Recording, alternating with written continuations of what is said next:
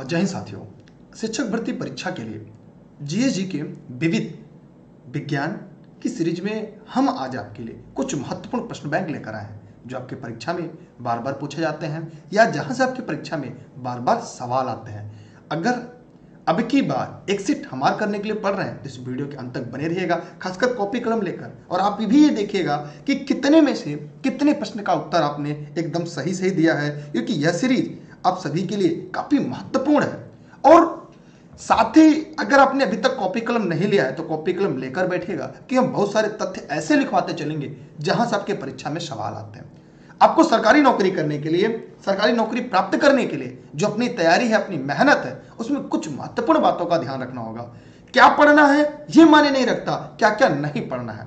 आजकल परीक्षाओं का एक नया ट्रेंड आया है कि सिलेबस के बाहर सवाल पूछने का, सिलेबस के बाहर प्रश्न पूछने का। तो जब सवाल सिलेबस के बाहर का होगा, जब सवाल सिलेबस से इतर होगा, तब उस दशा में आप अपनी तैयारी कैसे करेंगे। आइए मिलकर चलते हैं आपके साथ कुछ महत्वपूर्ण प्रश्न बैंक के साथ, क्योंकि अब की बार एक सीट हमार। जी हाँ मेरे प्यारे साथियों, इस देश के निर्माताओं, तो क्या आप लोग तैयार हैं? अगर तैयार हैं तो शुरू करते हैं आज की रेस। पहला प्रश्न आपके सामने डिस्प्ले पर दिख रहा है। मैं उम्मीद करूंगा कि आप इस प्रश्न के सही जवाब देंगे और एक एक करके आगे बढ़ेंगे। जी हाँ मेरे प्यारे साथियों,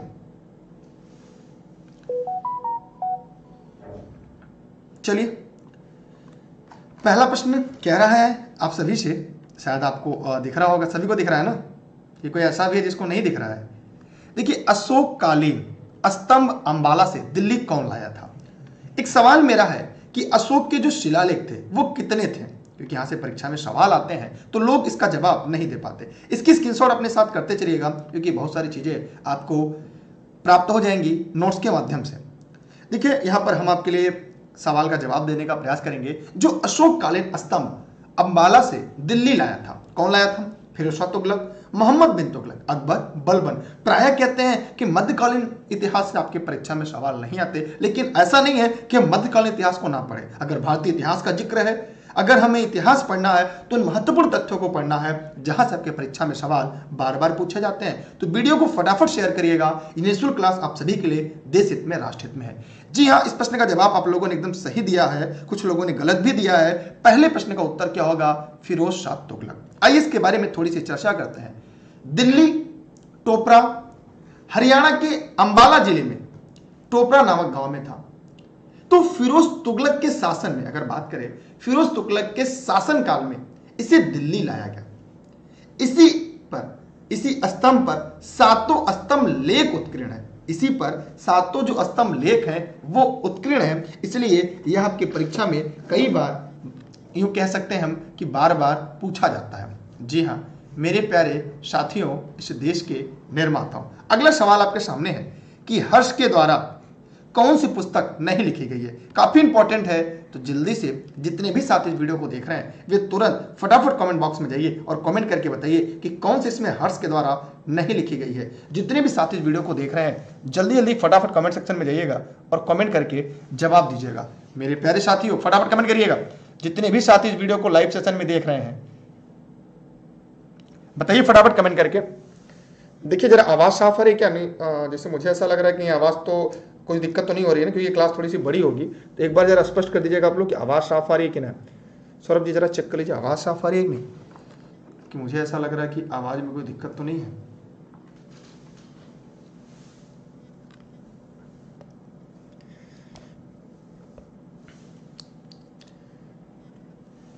बताइए सभी लोग फटाफट जरा आवाज वाज क्लियर है कि नहीं, ताकि हम लोग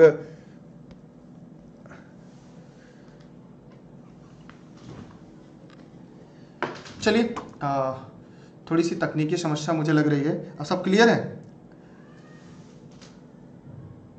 चलिए तब चलते हैं। यहां पर हम लोगों ने देखा कि जो आपके सामने सवाल है, हर्ष के द्वारा कौन सी पुस्तक नहीं लिखी गई? नागानंद, प्रियदर्शिका, मुद्रा राक्षस। तो हर्ष के 3 नाटक लिखे थे। अगर लिखना चाहे तो लिख लीजिएगा। जितने भी साथी इस वीडियो को देख रहे हैं, सभी लोग जितने वीडियो को देख रहे हैं, हर्ष के 3 नाटक लिखने का श्रेय मिला। एक है आपकी प्रियदर्शिका, उसके बाद क्या है? रत्नावली, ठीक है। उसके अलावा नागानंद, नागानंद। नागानंद। अब यह पूछी गई है प्रिय दर्शका में वत्सराज उदयन के अनंतपुर की जो कथाएं हैं उसमें नागानंद बौद्ध धर्म से प्रभावित रहा। नागानंद जो पुस्तक है वो बौद्ध धर्म से प्रभावित था। मेरा सवाल है कि मुद्रा राक्षस किसकी रचना है? मुद्रा राक्षस किसकी कृति है? तो जितने भी साथी इस वीडियो को देख रहे हैं कमेंट सेक्शन में जाइए और कमेंट करके बताइए मुद्रा राक्षस किसकी रचना है। और हर्षचरित यह किसकी रचना है? जरा फटाफट सभी लोग कमेंट सेक्शन में जाइए और कमेंट करके बताइए कि हर्षचरित किसकी रचना है। सभी लोग फटाफट कमेंट करके जवाब दीजिएगा हर्षचरित किसकी रचना है। देखिए कुछ लोग हिंदी में साहित्य पढ़ रहे हैं शिक्षक भर्ती परीक्षा के लिए, तो मैं फिर से उनको बताना चाहूंगा कि आप हिंदी की जगह विविध की सीरीज में पढ़िएगा। हम चलते एक और अगले प्रश्न की तरफ आपके साथ। अगला सवाल आपके सामने है कि बामियान में बुद्ध को 2 विशाल प्रतिमाएं किसकी कृतियां हैं? मौर्यकालीन कला, गुप्तकालीन कला, गांधार कला, उपयुक्त में से कोई नहीं। तो सभी साथी फटाफट कमेंट सेक्शन में जाइए और कमेंट करके बताइए। देखिए बामियान में प्राचीन काल में ये बौद्ध धर्म के 2 महान केंद्र, एक अफगानिस्तान और मध्य एशिया थे। अफगानिस्तान में बुद्ध की प्रतिमा बेग्राम और बामियान में मिले। कहां पर मिले? तो इसलिए इस प्रश्न का उत्तर क्या होगा? जितने भी साथी इस वीडियो को देख रहे हैं उसका जवाब गांधार कला होगा। क्या होगा? गांधार कला होगा। कौन सा कला में? गांधार कला में मिले थे। ठीक है, अगला सवाल आप सभी के सामने है। अगला सवाल है कि फिरोज तुगलक की कौन सी व्यवस्था तुगलक साम्राज्य के लिए सबसे अधिक घातक सिद्ध हुई? तो जितने भी साथी इस वीडियो को देख रहे हैं वे कमेंट करके बताइएगा। कर व्यवस्था, उलेमाओं का शासन पर प्रभाव, उदार दंड नीति, जागीर प्रथा का पुनर्स्थापना। तो जितने भी साथी इस वीडियो को देख रहे हैं कमेंट करिएगा। मेरा पहला सवाल होगा कि तुगलक वंश का संस्थापक कौन था? मोहम्मद बिन तुगलक के प्रसिद्ध होने का कुछ प्रमुख कारण आप बताइए। जितने भी साथी इस वीडियो को देख रहे हैं वे साथी एक बार कमेंट सेक्शन में जाएं और कमेंट करके बताएं। तो फिरोज शाह तुगलक किस कारण विख्यात था? मेरा एक सवाल और है, पहली बार बेरोजगारों के लिए दफ्तर किसने बनवाए? सरकारी राशन की दुकान, जिसे आप लोग कहते हैं गल्ले की दुकान, राशन की दुकान जो होती है जिसे कोटा कहते हैं, वो सबसे पहले किस शासक ने शुरू की थी? नेहरू का जाल सबसे पहले किस मध्यकालीन शासक ने शुरू किया था? इन सभी के जवाब कमेंट बॉक्स में कमेंट करके क्रम से लिखिएगा। साथ ही साथ मेरी क्लास में प्रश्न भी लिखते चलिएगा, क्योंकि हम उन्हीं प्रश्नों को बताते हैं जो परीक्षा में बार बार पूछा जाता है। आपके सिलेक्शन में काफी मददगार भी होता है। इसलिए इस प्रश्न का जो सही उत्तर होगा वो जागीर प्रथा की पुनर्स्थापना होगा। माने इस प्रश्न का सही उत्तर डी होगा। अगर आपने इस प्रश्न का उत्तर डी बताया तो फिर सही है। आप लोग वीडियो को शेयर कर दीजिए फटाफट सभी लोग। चलिए अगला सवाल आप सभी के सामने है कि दक्षिण भारत के उत्तर भारत में भक्ति आंदोलन किसने लाया? दक्षिण भारत से उत्तर भारत में भक्ति आंदोलन कौन लाया? काफी यूनिक प्रश्न है सभी के लिए, जितने भी साथी इस वीडियो को देख रहे हैं। जरा फटाफट कमेंट सेक्शन में जाइएगा और कमेंट करके बताइएगा।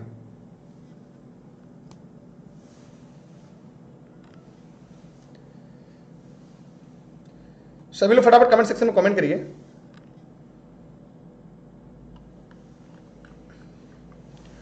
थोड़ी सी टेक्निकल फॉल्ट लग रही है क्या? सौरभ जरा एक बार चेक करिएगा, क्योंकि ये पॉइंटर काम नहीं कर रहा है। टच पेन आपने कैसे सेट किया था बताइए? कोई बात नहीं पॉइंटर नहीं काम कर रहा है तो फिर उसका वैकल्पिक इंतजाम तो कुछ करना ही होगा।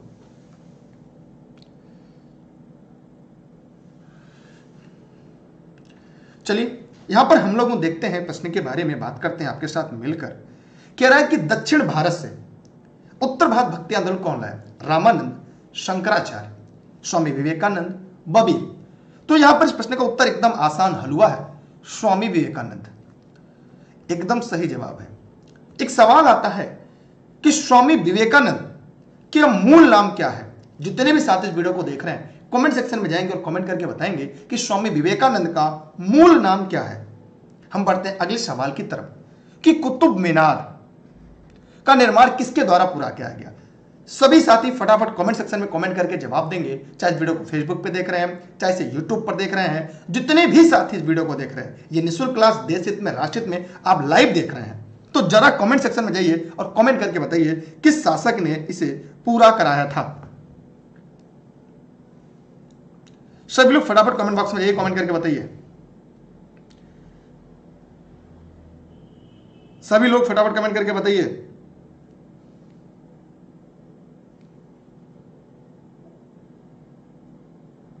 चलिए 1 मिनट, आप लोग वीडियो को शेयर कर दीजिए भैया। ऐसे मैं शेयर कर दे रहा हूं, लेकिन आपकी उतनी जिम्मेदारी जितनी की मेरी।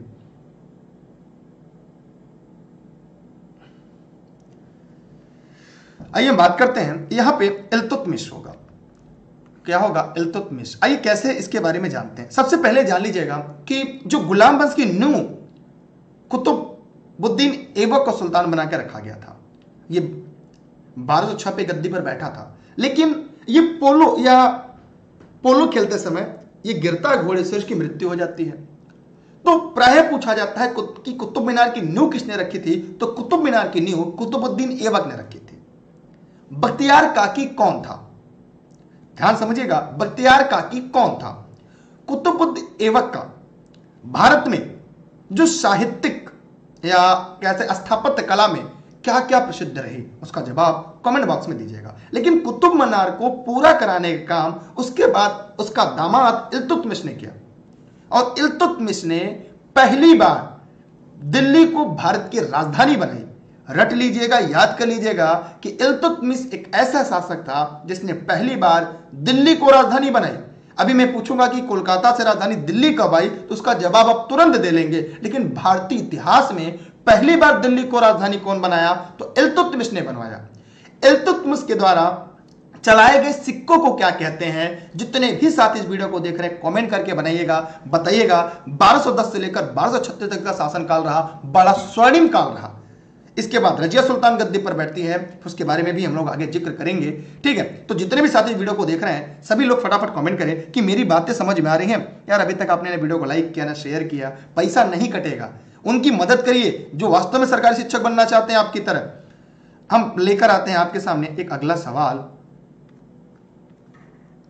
कि होम रूल लीग आंदोलन की शुरुआत किसके द्वारा की गई थी? तो जितने भी साथी इस वीडियो को देख रहे हैं फटाफट कमेंट बॉक्स में कमेंट करिएगा। जितने भी साथी, चाहे इसे फेसबुक पे देख रहे हैं, चाहे इसे यूट्यूब पर देख रहे हैं, जहां भी देख रहे हैं, सभी साथी कमेंट सेक्शन में जाइएगा और कमेंट करके जवाब देने का पूरा प्रयास करिएगा। तो जल्दी जल्दी जवाब दीजिएगा मेरे प्यारे साथियों, क्योंकि आधुनिक भारत का इतिहास भी आपके सिलेबस में है।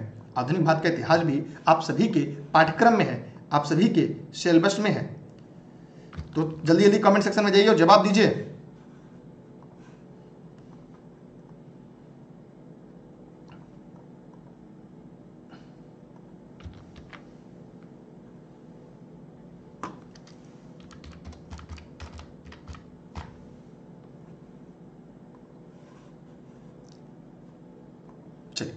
देखिए, अगर होम रूल के आंदोलन की बात की जाए, इसकी शुरुआत 1916 में हुई थी। कब हुई थी?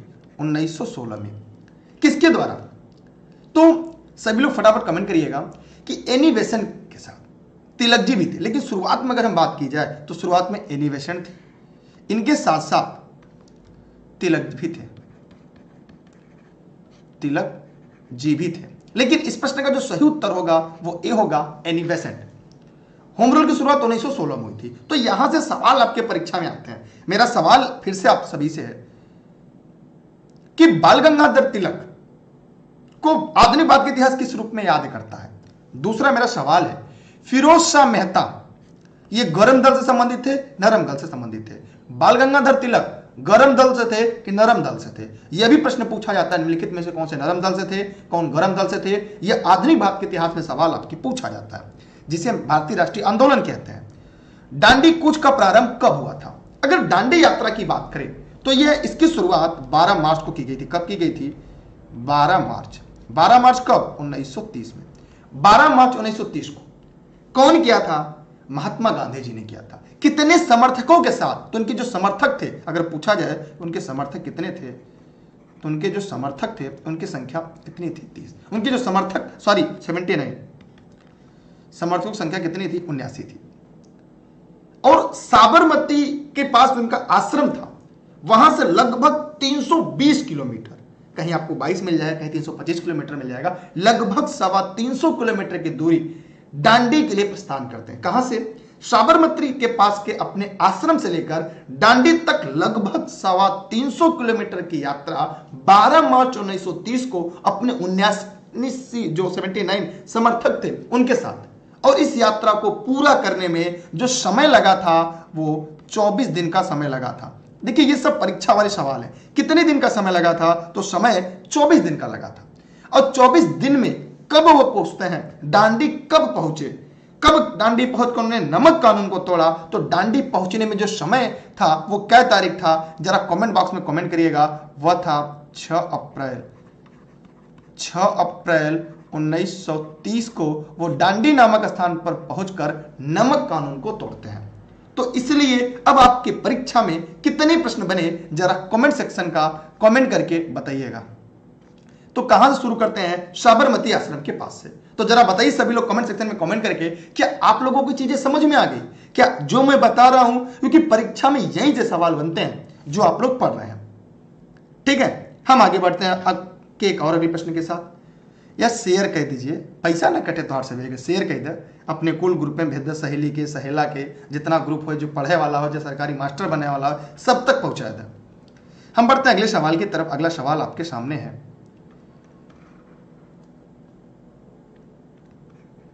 शायद आपको दिख रहा होगा। कह रहा है भारत व पाकिस्तान की सीमा का जो रेखा है उसका निर्धारण कौन किया था?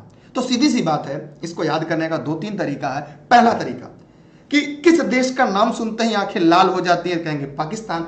लाल माने रेड, तो रेड क्लिफ रेखा भारत और पाकिस्तान के बीच 15 अगस्त 1947 को खींची गई थी। यह बॉर्डर कमीशन था, जो एक भारत की अगर हम बात करें, भारत के परिप्रेक्ष्य में अगर हम बात करें, तो ये भारत और पाकिस्तान का विभाजन एक जातिगत विभाजन था, एक मजहब का विभाजन था। हिंदू बाहुल क्षेत्र भारत को मिले, मुस्लिम बाहुल क्षेत्र पाकिस्तान को मिले। साथ ही लॉर्ड माउंटबेटन ने यह भी कहा कि जो चाहे रियासत स्वतंत्र रह सकते हैं या भारत या पाकिस्तान में विलय हो सकते हैं। इसलिए इस प्रश्न का जो सही जवाब होगा आपके लिए सर सिरियल रेडक्लिफ ने। अब बताइए लॉरेंस का क्या संबंध था आपकी परीक्षा से? Sir Stafford Cripps. तो क्रिप्स मिशन भारत कब आया? तो जितने भी साथी इस वीडियो को देख रहे हैं कमेंट सेक्शन में बताएं क्रिप्स मिशन भारत कब आया, क्योंकि यहां से परीक्षा में, आपके पीछे वाले परीक्षा में भी सवाल पूछे जा चुके हैं।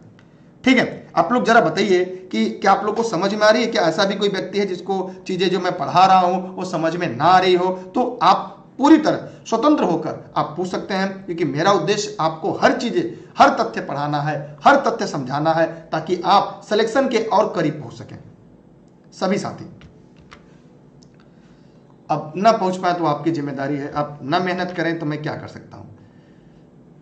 बाकी क्लास के लिए एक और यूट्यूब चैनल बना है, उसका लिंक आपको कमेंट बॉक्स में मिला होगा, उस चैनल को भी आप लोग सब्सक्राइब करके रखिएगा। ठीक है सभी साथी, ताकि ज्यादा ज्यादा आप सभी की मदद हो सके। अगला है पांडवों की पत्नी द्रौपदी पांचाली अर्थात पांचाल की नारी के नाम से जानी जाती है। वर्तमान समय में पांचाल किस नाम से जाना जाता है? तो जितने भी साथी इस वीडियो को देख रहे हैं बताइए। उत्तर प्रदेश, बिहार, पंजाब, हिमाचल प्रदेश। दूसरा सवाल, 5 नदियों का शहर। 5 नदियों का शहर किसे कहा जाता है? जितने भी साथी इस वीडियो को देख रहे हैं वे सभी साथी कमेंट बॉक्स में कमेंट करके बताएं। उन दोनों का जवाब एक ही होगा, इसे पंजाब के नाम से जानते हैं। किसे? पंजाब के नाम से जाना जाता है। ये शिक्षक बनाने वाली है, ये आपको सरकारी नौकरी दिलाने वाली ये जीएसजी के विविध साइंस की क्लास है। हम बढ़ते हैं एक और अगले प्रश्न की तरफ आप सभी के साथ मिलकर। अगला सवाल है कि काला पैगोडा के नाम से प्रसिद्ध इमारत कौन है? तो जितने भी साथी इस वीडियो को देख रहे हैं वे सभी साथी कमेंट सेक्शन में जाइएगा और कमेंट करके जवाब जरूर दीजिएगा। सभी लोग फटाफट कमेंट बॉक्स में जाइए और कमेंट करके जवाब दीजिएगा। सभी लोग फटाफट कमेंट करिए।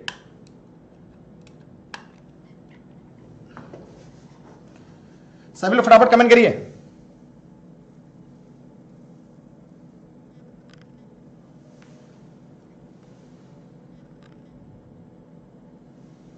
चलिए कोई बात नहीं।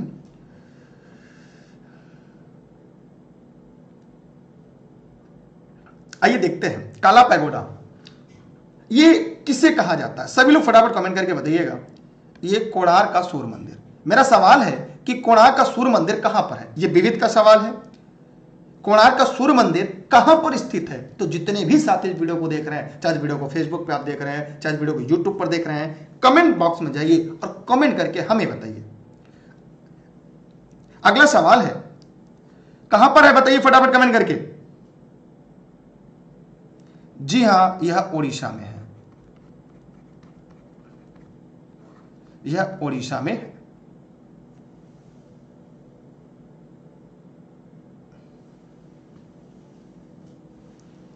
किस शहर में राग भैरवी गायन सर्वाधिक उपयुक्त माना जाता है? रात में, सुबह में, शाम में, तीसरे पहर में? तो राग भैरवी गायन सबसे ज्यादा उपयुक्त सुबह के पहर में माना जाता है। कब? सुबह के पहर में सबसे ज्यादा उपयुक्त माना जाता है। हम बढ़ते हैं एक और अगले प्रश्न की तरफ। आप लोग इसकी स्क्रीनशॉट अपने पास रख लें। जितने इस वीडियो को देख रहे हैं, चाहे इस वीडियो को फेसबुक पे, चाहे इस वीडियो को यूट्यूब पर देख रहे हैं, अगला सवाल है आपके सामने, निम्न में से किस देश में रंगभेद की नीति अपनाई गई? ब्रिटेन, दक्षिण अफ्रीका, पश्चिमी जर्मनी, पूर्वी जर्मनी? फटाफट कमेंट करके बताइए आप लोग जितने भी साथी इस वीडियो को देख रहे हैं कि अब की बार एक सीट हमार। कहने से तो नहीं होगा, हाँ आपके पढ़ने से जरूर होगा। तो रंगभेद नीति कौन अपनाया? दक्षिण अफ्रीका। दूसरा सवाल, भारत के राष्ट्रपिता महात्मा गांधी दक्षिण अफ्रीका कब गए और भारत कब आए? दोनों सवाल का जवाब आपकी परीक्षा में पूछ सकता है कि महात्मा गांधी पहली बार दक्षिण अफ्रीका कब गए और फिर वहां से कब वापस आते हैं। इन दोनों का जवाब आपको कमेंट बॉक्स में कमेंट करना है। अगला, इराक के किस शहर में शियाओं का प्रसिद्ध अल अस्करी का पूजा स्थल स्थित है? Basra, Baghdad, Karbala, Samarra? तो फटाफट कमेंट बॉक्स में कमेंट करिए और दिए गए सवाल का जवाब दीजिए। सभी साथी जितने लोग इस वीडियो को देख रहे हैं, चाहे वीडियो फेसबुक पे देख रहे हैं, चाहे वीडियो यूट्यूब पर देख रहे हैं, जहां भी आप देख रहे हैं, कमेंट सेक्शन में कमेंट करिए और जवाब दीजिए। चलिए यहाँ पर हम लोग देखते हैं आपके साथ मिलकर कि इस प्रश्न का सही उत्तर क्या होगा। इराक के किस शहर में? तो यहां पर होगा बसरा। कहां पे? बसरा में। ये काफी ये विविध का सवाल है, एक तरह से विविध का, करंट का भी सवाल नहीं है।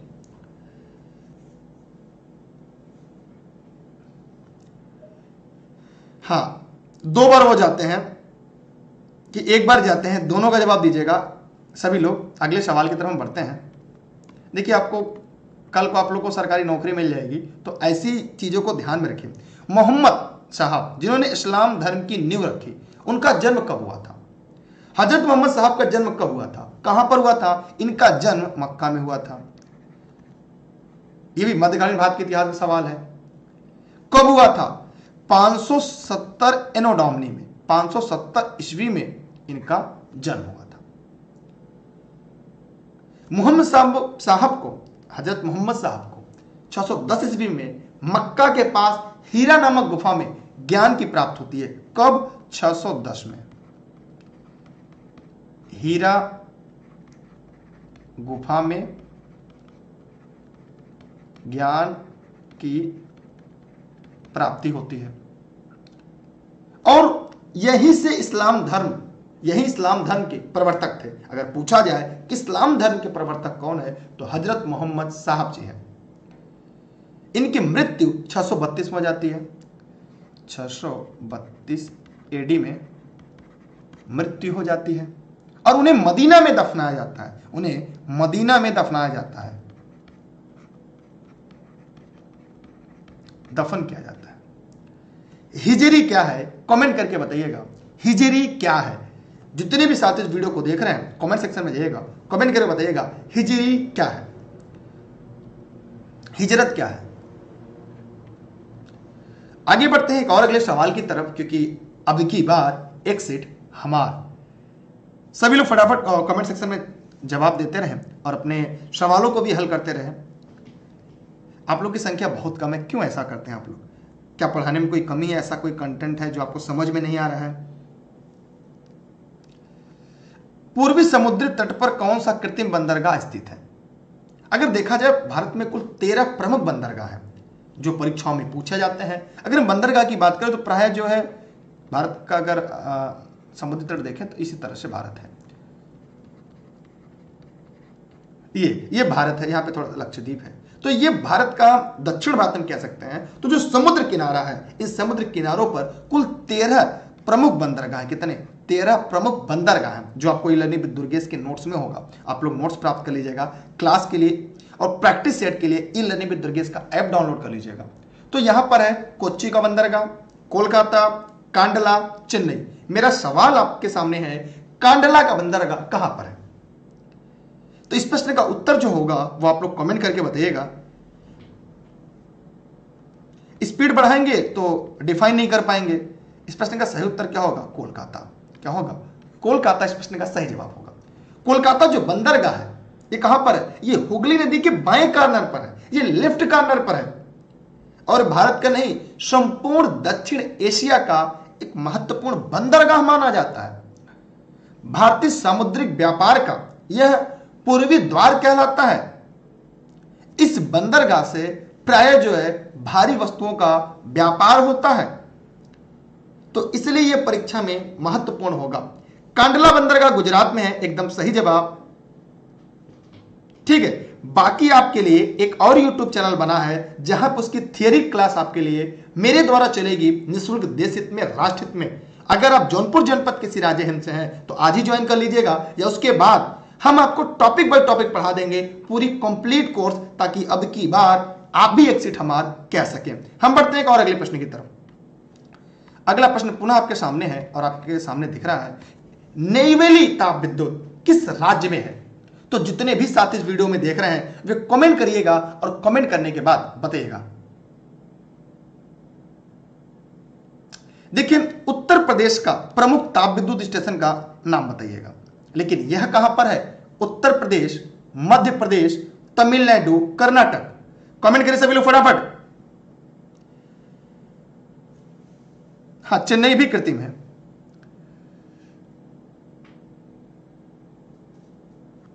देखिए, यहां पर इस प्रश्न का जो सही उत्तर है वो होगा आपका तमिलनाडु। क्या होगा? तमिलनाडु है। देखिए, करंट के लिए स्पेशल सीरीज हम आपको ला रहे हैं इस नए साल के नए तोहफा के रूप में, तो उसके लिए एकदम परेशान न होइए। हम करंट अफेयर की सीरीज वो पढ़ा देंगे जिसके बाहर आपकी परीक्षा में सवाल नहीं आएगा, इस बात की गारंटी है। हम आगे बढ़ते हैं। भारतवर्ष का कौन सा राज्य एंटीमनी का मुख्य उत्पादक है? जितने भी साथी इस वीडियो को देख रहे हैं कमेंट बॉक्स में जाइए और कमेंट करके बताइए। आप सभी लोग जितने इस वीडियो को देख रहे हैं, सबसे पहला काम आप लोग टेलीग्राम ज्वाइन करके रखें। जितने लोग इस वीडियो को देख रहे हैं, टेलीग्राम पे आपको सर्च करना है दुर्गेश सर, बिना स्पेस दिए। टेलीग्राम पर दुर्गेश सर सर्च करिएगा, जहां पे सभी क्लास की लिंक आपको मिल जाएगी, सभी क्लास। तो आज ही आप लोग टेलीग्राम ज्वाइन करके रख लीजिएगा। अभी जो अभी तक नहीं ज्वाइन किए हैं, आपको सब कुछ मिलेगा और सिलेक्शन वाली सीरीज मिलेगी। ध्यान से देखिएगा, भारतवर्ष का कौन सा राज्य एंटीमनी का मुख्य उत्पादक है? हिमाचल प्रदेश, मध्य प्रदेश, हिमाचल प्रदेश और मध्य प्रदेश दोनों, तमिलनाडु। तो यहां पर याद रहे, हिमाचल प्रदेश भी और मध्य प्रदेश भी है, अर्थात ए और बी दोनों, ए और बी दोनों। माने एंटीमनी, इसे क्या कहते हैं? इसी को हम सुरमा कहते हैं। इसी को क्या कहते हैं? सुरमा कहते हैं। अब बताइए, सुरमा कितने लोग जानते हैं? यह स्टिबनाइट, यह क्या होता है? स्टिबनाइट से मिलता है।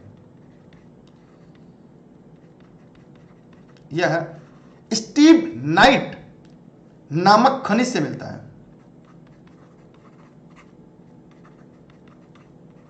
स्टिबनाइट नामक खनिज से मिलता है। यह हिमाचल प्रदेश में मिलता है। हिमाचल प्रदेश से कहां पे? कांगड़ा। हिमाचल प्रदेश में कहां मिलता है?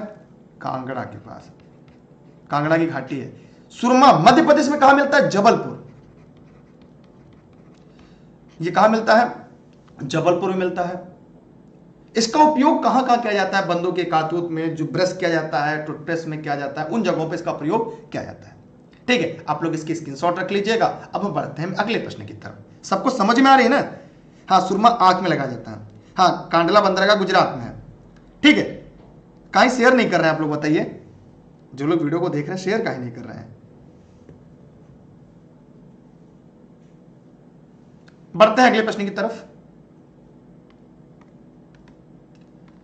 अगला सवाल है आपके सामने, संयुक्त राज्य अमेरिकी नगर डेट्रॉयट नगर किस लिए विख्यात है? बार बार परीक्षा में पूछा जाता है, चाहे सिविल की परीक्षा हो, चाहे आपकी भर्ती परीक्षा हो, यहां से सवाल प्रायः बार बार आते हैं। बताइए सभी लोग फटाफट कमेंट करके, मोटर गाड़ी, द्वीप, वायुयान, रॉकेट। तो देखिए, संयुक्त राज्य अमेरिका का डेट्रॉयट शहर जो है वो किसके लिए विख्यात है? बताइए।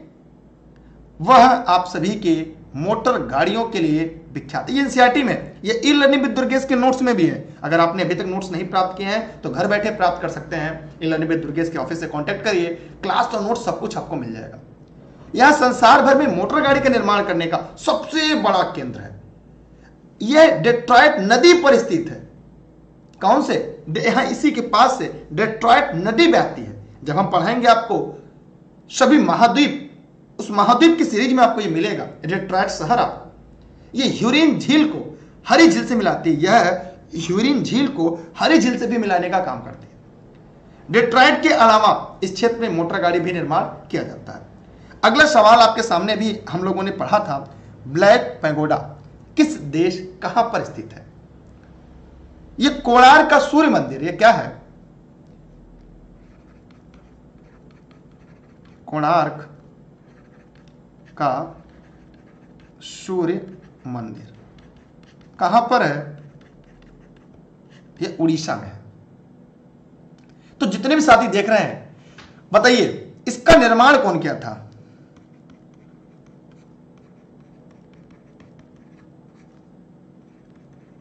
नरसिंह देव ने किया था। तो बताइए जितने भी साथी इस वीडियो को देख रहे हैं, क्या आप लोगों को ये चीजें समझ में आ रही है? यह कहां पर है? उड़ीसा में है। इस प्रश्न का उत्तर क्या होगा? कोणार्क। अगर आपने भी इस प्रश्न का उत्तर कोणार्क बताया है, इसका मतलब आप सभी के जवाब पूरी तरह से सही हैं। आपने एकदम सही और राइट आंसर दिया है।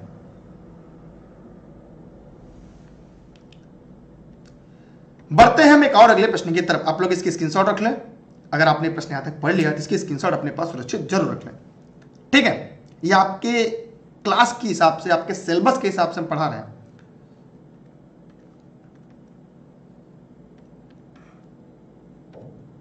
अगला है, सिटी ऑफ गोल्डन गेट नगर अवस्थित है हवाना में, सैन फ्रांसिस्को में, लंदन में, पेरिस में। तो जरा कमेंट करके बताइए मेरे प्यारे साथियों, इस देश के निर्माताओं। देखिए, यह सैन फ्रांसिस्को में अवस्थित है। कहां पे? सैन फ्रांसिस्को में। और यह USA, United state of America में है। देशांतरी यामोत्तर है, समांतर अर्धवृत्त है, मुख्य यामोत्तर से किसी स्थान की कोणीय दूरी, संसार के नक्शे को निर्देशित करती हुई खड़ी रेखा, वृत्त क्या होगा? देखिए, हम बात करें, यह हो गया आपका 180, ये हो गया आपका पृथ्वी, मानव, ग्लोब। यहां पे हमने खींचा 0 डिग्री। इसके दाएं तरफ अगर हम जाएंगे तो कुल कितनी? 180 देशांतर रेखाएं खींचेंगे। इसकी बाईं तरफ आएंगे तो हम लोग 180 देशांतर रेखा खींचेंगे, जो इस तरह से होगी। तो ये कैसी है? ये कोणीय दूरी है। तो मुख्य यामोत्तर से किसी स्थान से खींची गई जो कोणीय दूरी होती है उसे हम देशांतरी यामोत्तर के नाम से जानते हैं। इसलिए इस प्रश्न का जो सही उत्तर होगा वह इसका उत्तर विकल्प बी होगा। अगर आपने भी इस प्रश्न का उत्तर बी बताया है, इसका मतलब आपके सवाल के जवाब पूरी तरह से सही है। हम बढ़ते हैं एक और अगले प्रश्न की तरफ। क्या आप लोग को यहां तक समझ में आ गया जितने इस वीडियो को लाइव सेशन में देख रहे हैं? अगला सवाल आपके सामने है, पर्वतीय वायुमंडल, जो पर्वतीय वायुमंडल है किस कारण ठंडा होता है? ऊंचाई के कारण, तापमान के कारण, दाब के कारण। तो बताइए फटाफट कमेंट सेक्शन में कमेंट करके कि पर्वतीय वायुमंडल निम्न के किस कारण ठंडा होता है। देखिए, हम ये जानते हैं जब आप क्षोभ मंडल में होते हैं, जो जो ऊंचाई पर जाते हैं त्यों तो तापमान कम होता जाता है। अगर हम 165 मीटर ऊपर जाते हैं तो इसका परिणाम हमें क्या मिलता है? 1 डिग्री सेल्सियस तापमान नीचे आता है। यह क्षोभ मंडल में घटित होती है, माने ऊंचाई पर बढ़ने के साथ साथ तापमान में गिरावट होना। यह कहां पर घटना घटित होती है? यह घटना आप सभी को क्षोभ मंडल में घटित होती है। तो पर्वतीय वायुमंडल में निम्न कारण ठंडा होता है, तो इसलिए आपको यह पता होना चाहिए इसका सबसे बड़ा कारण है ऊंचाई। ठीक है, इसलिए इस प्रश्न का सही उत्तर क्या होगा? ए होगा। अगर आपने भी इस प्रश्न का उत्तर ए बताया है, इसका जवाब पूरी तरह से सही है। जरा एक बार आप कमेंट करके बताएं आप किस जिले से पढ़ रहे हैं। कितने साथी हैं जो हमारे जनपद सिराजे हिंद से हैं, जहां से मैं इलन विद दुर्गेश पर गेस्ट के रूप में निःशुल्क आप सभी को पढ़ा रहा हूं, देश हित में, राष्ट्र हित में, क्योंकि अभी की बार एक सीट हमारा आपका सपना पूरा हो सके। किसी भी स्थान का अक्षांश परिचायक है, क्योंकि आपके सिलेबस में अक्षांश रेखा भी है, देशांतर रेखा भी है, दोनों आपके लिए है। तो जरा आप कमेंट बॉक्स में कमेंट करके दिए गए सवालों के लाइव जवाब दीजिएगा। सभी लोग फटाफट कमेंट करिए यार, आप ऐसे ही सरकारी शिक्षक बनेंगे? बताइए, ऐसे सरकारी मास्टर बनेंगे? चलिए मैं यहां पे छोटा सा ड्रा करके आपको बताने का, समझाने का प्रयास करता हूं।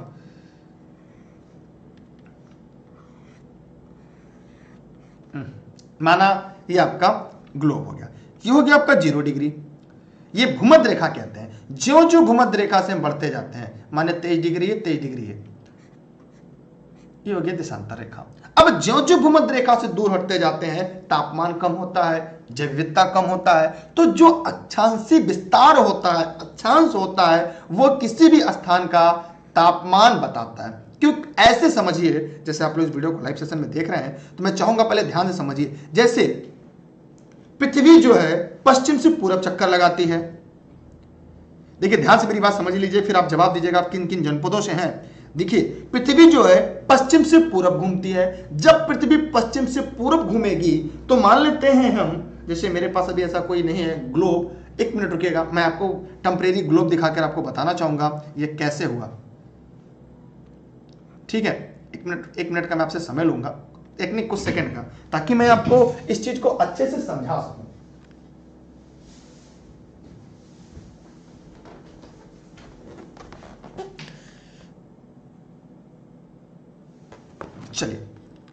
चलिए माना ये मेरे पास छोटा सा मान लीजिए पृथ्वी का प्रतिरूप है। अब देखिए जैसे मान लीजिए मैंने यहां पर एक 0 डिग्री लाइन खींच दिया। जैसे ये देखिए मैंने क्या किया, यहां पे 0 डिग्री अर्थात मैंने भूमध्य रेखा खींच दिया। अब मेरी बात को समझने का प्रयास करिएगा। अब इस भूमध्य रेखा पृथ्वी पश्चिम से पूरब घूमती है। कहीं भी किसी भी स्थान पर अगर आप जाते हैं तो ये पश्चिम, ये जो आपकी रेखा दिखाई दे रही है, इस रेखा पर कभी न कभी सूर्य किरणें मतलब सीधी पड़ती रहती हैं। ऊपर 23.5 डिग्री जाएंगे, नीचे 23.5 डिग्री जाएंगे, ऊपर कर्क और मकर, माने कभी भी किसी भी दशा में सूर्य कहीं भी रहे, इन दो स्थानों पर सूर्य किरणें सीधी पड़ती हैं। जब इन दो स्थानों पर सूर्य किरणें सीधी पड़ेंगी, इसका मतलब साफ और स्पष्ट है यहाँ पे सबसे ज्यादा सूर्य तत्व होगा। क्योंकि अगर इस जैसे सूर्य यहां चमक रहा है तो ये पृथ्वी ऐसे घूमेगी, जब ऐसे घूमेगी तो घूम के वह इसी स्थान पर आएगी। जब इसी स्थान पर आएगी तो तब तापमान जितना, यहाँ ठंडी है तो यहाँ भी ठंडी, यहाँ भी ठंडी, यहाँ भी ठंडी, गर्मी है तो यहाँ भी गर्मी, यहाँ भी गर्मी, यहाँ भी गर्मी, माने उस रेखा पर, उस अक्षांश रेखा पर जिन जिन स्थानों पर जाएंगे, जिन जिन जगह जाएंगे, उन सभी जगह आपको तापमान एक सा मिलेगा। तो एक बात याद रखिएगा कि जो अक्षांश रेखा होती है वो हमें पूरे पृथ्वी पर, पूरे ग्लोब पर तापमान बताने का काम करती है, जबकि जो देशांतर रेखा होती है वह किसी भी स्थान का समय बताने का काम करती है, टाइम जोन बताने का काम करती है। इस समय कहां कितना बजकर कितना मिनट हुआ। तो जरा कमेंट करके बताइए क्या आप लोगों को समझ में आ गया, जितने लोग इस वीडियो को इस लाइव सेशन में देख रहे हैं। अब लोग वीडियो को एक बार जरूर शेयर करिएगा, जितने भी साथी इस वीडियो को देख रहे हैं। ठीक है, आप लोगों ने ध्यान समझ लिया। चलिए अब हम बढ़ते हैं अगले सवाल की तरफ। किसी के मन में कोई डाउट हो तो पूछ लें। सबको समझ में आ गया? तापमान,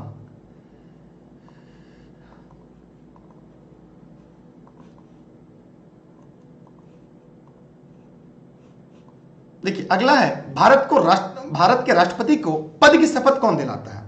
तो मैं यहां पे स्पष्ट रूप से फिर से आपको बताना चाहूंगा, अगर आपने नोट्स पढ़ा होगा तो आपको पूरी तरह से यह पता होगा कि भारत के राष्ट्रपति को शपथ कौन दिलाता है। दूसरा सवाल, राज्य के राज्यपालों को शपथ दिलाने का काम कौन करता है, पद और गोपनीयता की शपथ कौन दिलाता है। सभी लोग फटाफट कमेंट करके दिए गए प्रश्न का जवाब दीजिएगा।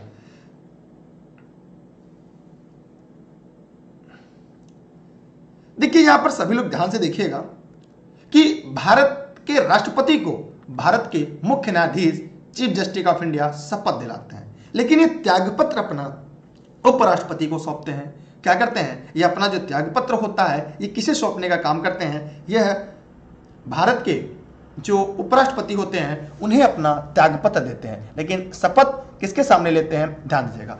दूसरा सवाल मैं आपसे फिर से यहाँ पे पूछना चाहूंगा कि जितने लोग इस वीडियो को लाइव सेशन में देख रहे हैं कि जो भारत का राष्ट्रपति होता है, अगर शपथ दिलाने के समय अगर उस समय कोई भी चीफ जस्टिस ऑफ इंडिया नहीं है तब क्या होगा, तो जो वरिष्ठ न्यायाधीश होंगे वह उनके पद एवं गोपनीयता की शपथ दिलाएंगे। क्या आप लोगों को समझ में आ गया? जितने लोग इस वीडियो को लाइव सेशन में देख रहे थे या किसी के मन में कोई सवाल हो तो पूछ सकता है। आप लोग जो भी एक नया यूट्यूब चैनल है इसको भी सब्सक्राइब कर लीजिएगा। इस चैनल की लिंक अपने व्हाट्सएप की स्टेटस पे डाल दीजिएगा ताकि आप सभी साथी 1000 से ज्यादा लोग सब्सक्राइब कर ले, ताकि आपके लिए हम और ज्यादा वीडियोज आपको इस चैनल के माध्यम से देने का प्रयास करें। वित्त आयोग का गठन, वित्त आयोग का जो है गठन होता है, कब होता है, कमेंट करके जवाब दीजिएगा। वित्त आयोग, देखिए अगर हम वित्त आयोग की बात करें तो वित्त आयोग गठन का प्रावधान भारत के संविधान के अनुच्छेद 280 में दिया गया है। एक सवाल आपका यहीं से पूछा जाता है, तो मैं चाहूंगा यह से आप चीजों को रट लीजिए, इन चीजों को आप जान लीजिएगा कि वित्त आयोग का गठन भारतीय संविधान के अनुच्छेद 280 में दिया गया है। ठीक है, और आगे चलते हैं। भारत में अगर कौन सा वित्त आयोग है, वित्त आयोग का गठन कितने वर्ष होता है, तो 5वें वर्ष होता है। इसका जवाब आप लोगों ने एकदम सही दिया है। वित्त आयोग में एक अध्यक्ष होता है,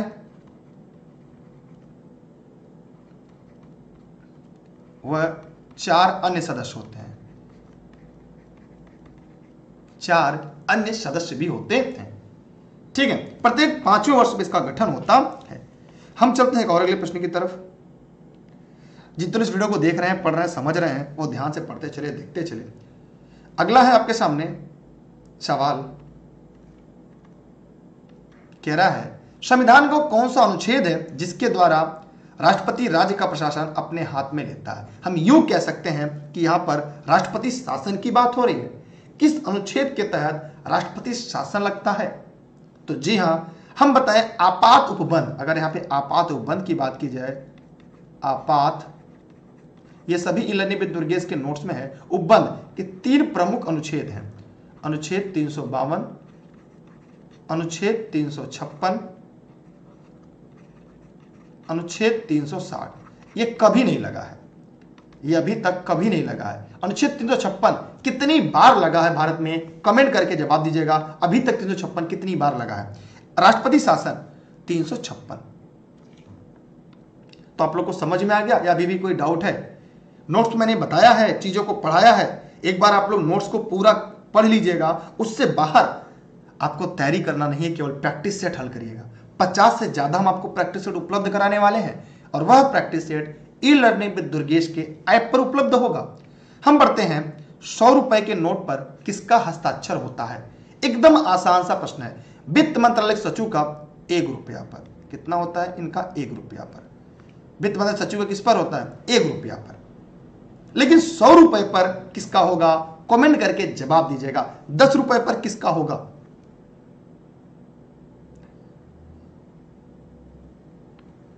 आरबीआई के गवर्नर का। भारत में 356 कितनी बार लगा है, अभी तक किसी ने सही जवाब नहीं दिया। ये 360 कभी नहीं लगा, वित्तीय आपात जो है। हम बढ़ते हैं एक अगले प्रश्न की तरफ। आरबीआई का जो गवर्नर है उसके हस्ताक्षर 100 के नोट पर होंगे। मेरा सवाल है, वर्तमान में आरबीआई के गवर्नर कौन है? भारत के कितने प्रतिशत लोग कृषि पर आधारित हैं?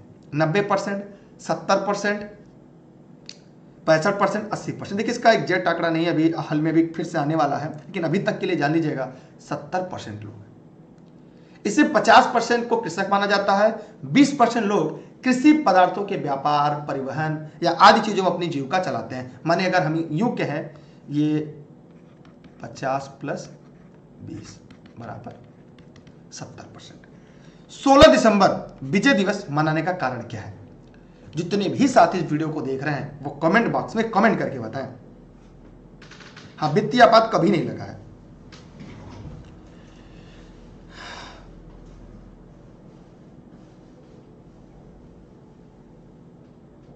देखिए, भारत की स्वाधीनता का प्रथम युद्ध 1971 में पाकिस्तान के विरुद्ध विजय, 1965 में पाकिस्तान के विरुद्ध विजय क्या होगा? देखिए, विजय दिवस 16 दिसंबर को पाकिस्तान के विरुद्ध विजय दिवस के रूप में मनाया जाता है। ठीक, इसलिए इस प्रश्न का जो सही उत्तर होगा वह आपका बी है। आपको साफ स्पष्ट दिख रहा है? ठीक है।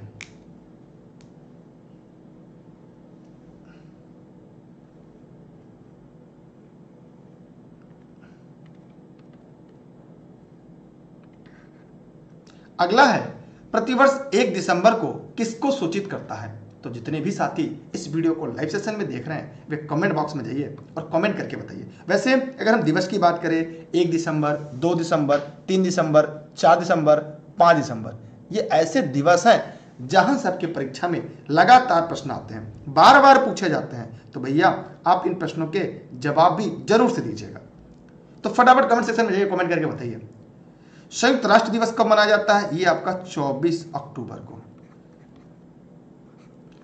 ठीक है, 24 अक्टूबर को। विश्व बाल दिवस कब मनाया जाता है?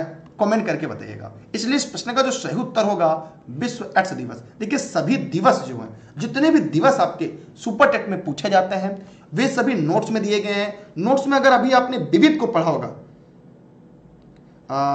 लाइव है सर या पिछली बार की तरह रिकॉर्डेड है? लाइव चल रही है क्लास मालिक, कहाँ है ऐसा आप लोग कह रहे हैं? पिछली बार की तरह रिकॉर्डेड लाइव ही क्लास चलती है, उस पर लिखा होगा लाइव। आप शायद पढ़ नहीं पा रहे हैं, लाइव लिखा होगा। कभी फोटो दिखती है कभी नहीं दिखती, उसके लिए परेशान ना हो। कादम्बरी किसकी रचयिता कौन है?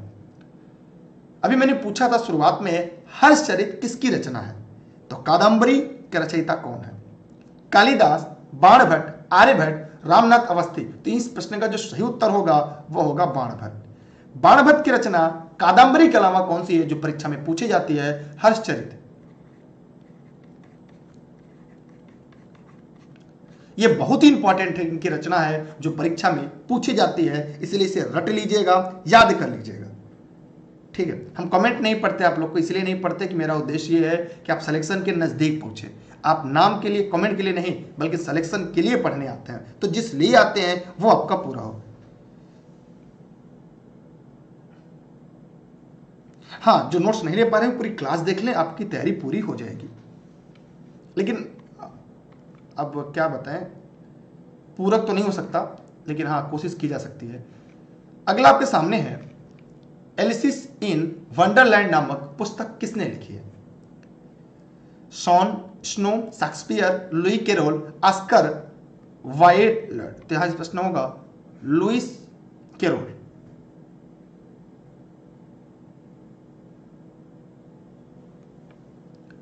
जीवन कथा शब्द संबंधित है, जीवन कथा शब्द संबंधित है किससे?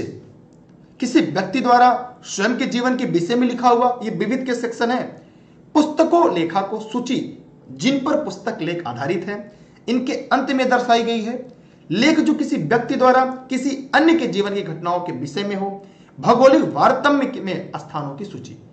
तो यहां पर आप लोगों को जानना चाहिए, लेख जो किसी व्यक्ति द्वारा किसी अन्य की जीवन घटनाओं के विषय में हो उसे हम जीवन कथा कहते हैं। उसे हम क्या कहते हैं? जीवन कथा कहते हैं। मतलब इस प्रश्न का जो सही उत्तर है सी होगा। ठीक है, क्योंकि अब की बार एग्जिट हमार, तो आप लोग तैयार हैं एग्जिट हमार करने के लिए? कहने से तो नहीं होगा, लेकिन हाँ मेहनत करेंगे तो आपका एग्जिट जरूर होगा। अगला है मोनालिसा, जो ला जियाकांडा के नाम से जाने जाते हैं, किसके द्वारा रंगा गया? Leonardo da Vinci, MS Hussain, मिचिंगेलो, या इसमें से कोई नहीं? सभी साथी जवाब दें। यह बहुत ही यूनिक प्रश्न है, यह आपकी परीक्षा में कई बार पूछा जा चुका है। हम ऐसा यूं कह सकते हैं कि आपकी परीक्षा में बार बार पूछा जाने वाला सवाल है। यह आपकी परीक्षा में बार बार पूछा जाने वाला सवाल है।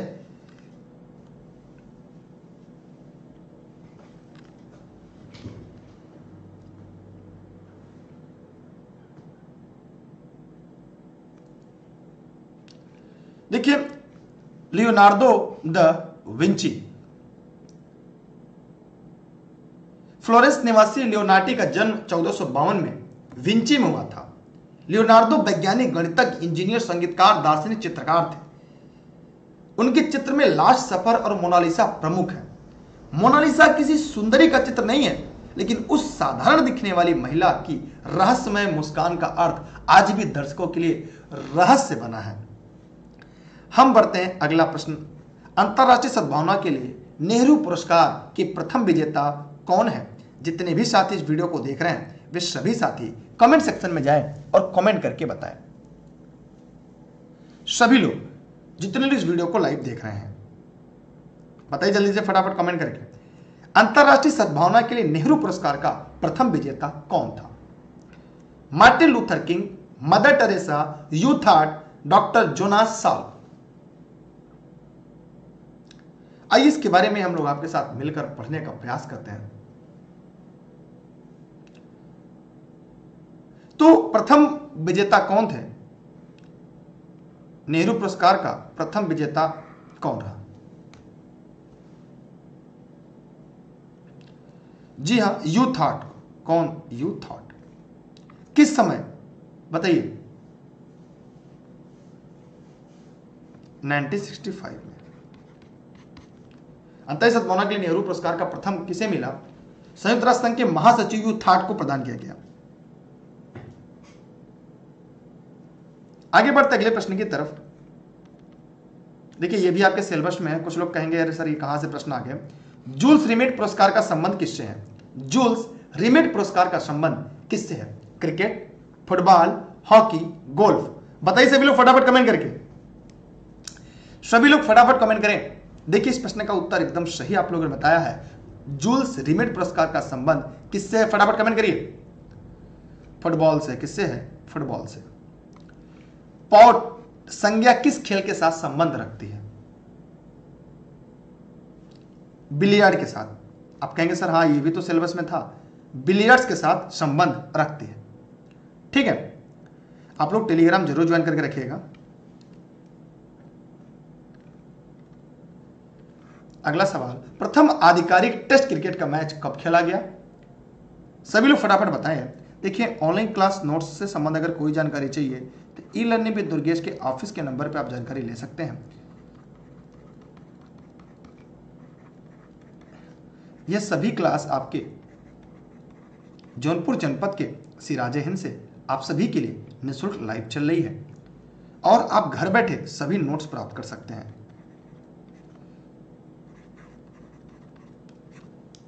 मेरे द्वारा सभी क्लास निःशुल्क है, जिसका लिंक आपको टेलीग्राम पर मिलेगा। आप सभी लोग टेलीग्राम पे दुर्गेश सर सर्च करके ई लर्निंग विद दुर्गेश पर जुड़िएगा, जहां पे सभी क्लास आपको निःशुल्क देश हित में, राष्ट्र हित में मिलती रहेंगी।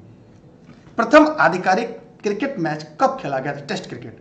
तो यहां पर आप लोगों ने एकदम सही बताने का प्रयास किया है। मार्च 1877 में, मार्च 1877 में खेला गया था। इंग्लैंड और ऑस्ट्रेलिया के बीच। किसके बीच? इंग्लैंड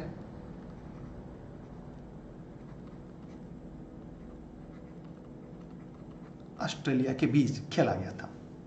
कहां पे? मेलबॉर्न में। कहां पे खेला गया था? मेलबॉर्न में, लिख लीजिएगा। अगला सवाल है, भारतीय रेलवे का अनुसंधान अभिकल्प मानव संगठन RDSO निम्न में से किस स्थान पर है? मुंबई, कलकत्ता, नई दिल्ली, लखनऊ।